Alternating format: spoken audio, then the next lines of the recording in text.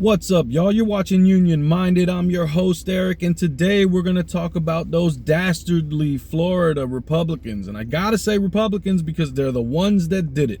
And I know everybody hates when you get political, but in this instance, I have to highlight who it is that is doing damage to working people.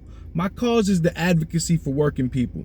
And when this type of bill comes to the floor and is passed the way that it was passed, and a certain party supports it, I gotta point it out. This is just reality. This is from NBC News. Florida Senate passes a bill blocking local rules protecting workers from heat.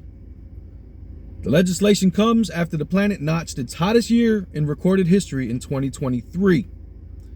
This is by Denise Chow. And I can attest to how hot it is. I work outside all year round, and every single summer it is hotter than the one before it, and I work at night. Let's dive into this article. Florida Senate on Tuesday approved a bill that will ban cities and counties from adopting requirements for mandatory water breaks and other workplace protections against extreme heat. Imagine this is in Florida, by the way. You know how hot it is in Florida? Have you ever been to Florida? I grew up in Miami, Florida. I can tell you how hot it is. The Republican-controlled Senate voted 28-11 along party lines to pass Senate Bill 1492, which would prohibit local governments from determining workplace heat standards that go beyond those required by federal law. In effect, the bill would strip cities and counties of the ability to require water breaks for workers and time to rest in the shade throughout the day. 28-11, Republican-controlled Senate voted for the federal government standards to overrule states' rights. That's crazy talk. You mean to tell me these Florida Republicans want big government, federal government, governing their state? What happened to states' rights? Isn't that the passion that they always preach about? Oh, the hypocrisy and irony.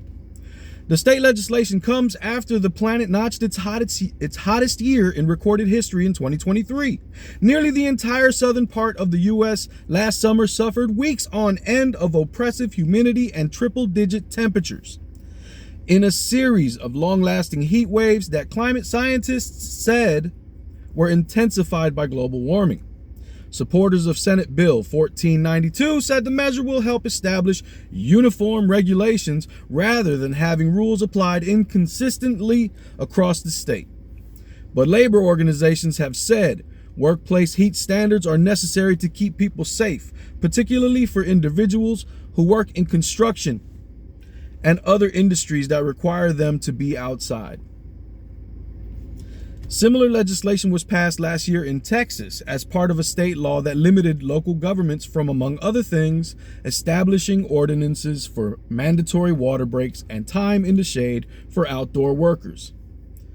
I tell you, man, they don't hide what they want. They don't hide what they want, man. We got to get hip to the game. Heat causes more deaths in the U.S. each year than any other weather event, according to the National Weather Service. And outdoor workers are among those most vulnerable to heat-related illnesses and death when temperatures spike. In addition to water and shade breaks, the local heat protections banned under Senate Bill 1492 would include heat exposure training programs, protections for employees who report issues related to excessive heat exposure, and record-keeping requirements related to heat exposure. So they don't even want to allow companies to train their workers in the safety as it relates to heat exposure.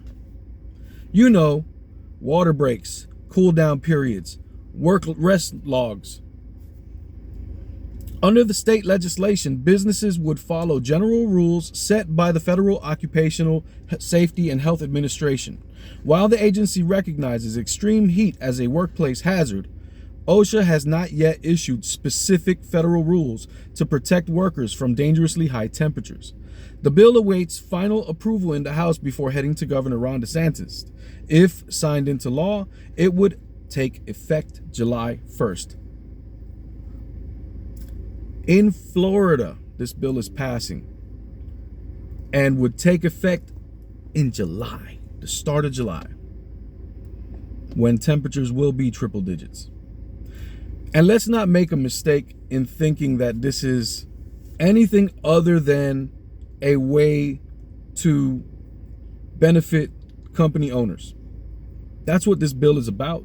This bill is about the idea that you have to treat your work, you have to maximize profits. Your workers have to constantly be going in order to be maximizing profits. When in reality, we know that per the data, when you increase breaks, productivity goes up. It doesn't go down because you have downtime. It actually goes up when you increase breaks. Worker morale improves, attendance records improve. When you create a work environment that is not a stress-driven, task-driven, cracking the whip and trying to keep people going with no breaks, that type of work environment leads to chronic absenteeism. It leads to workers breaking down. It leads to all types of other tangible side effects that the owners don't even realize and care to know that are happening. You create a work environment that is a joy to go to, that pays fair, that provides good sanitary conditions, healthy conditions, that cares for the people that work there to build whatever it is that they're building or whatever they're producing. People will want to show up. This is nothing more than a gift to the owners who fund these raggedy politicians' careers. They pay for ads, they put into political campaigns, and this is the give me back for all the money I spend. That's what this is. And who suffers from this? Workers. You, my friend, and I are the ones that suffer from their actual policy that they enact. We have to look past the intangibles that do not affect us like our work life affects us. Like this is going to be something that affects and kills people. Because make no mistake, companies will be quick to be like, "Oh, you don't have to have a water break. Let's go, my friend. Let's go. Oh, you don't have to stop. Let's go. Let's go. We got work to do." There's people that you just do not care. And that's all the more reason why you need a very vigorous and strong union backing you, where you have a collective bargaining agreement, and that agreement sets the standards for your job. Do what you want to do otherwise, but we got a contract and this is what you got to follow. That's why you need a union, and that's why you need to fight like hell for your union to be as strong as it can be. My name's Eric. You're watching Union Minded. Remember, the fight is not left and right, it's up and down. It's going to take solidarity to win always. Each one teach one. Get out there and reach one. And remember, there can be no union without you and I front and center. Let's go. Peace.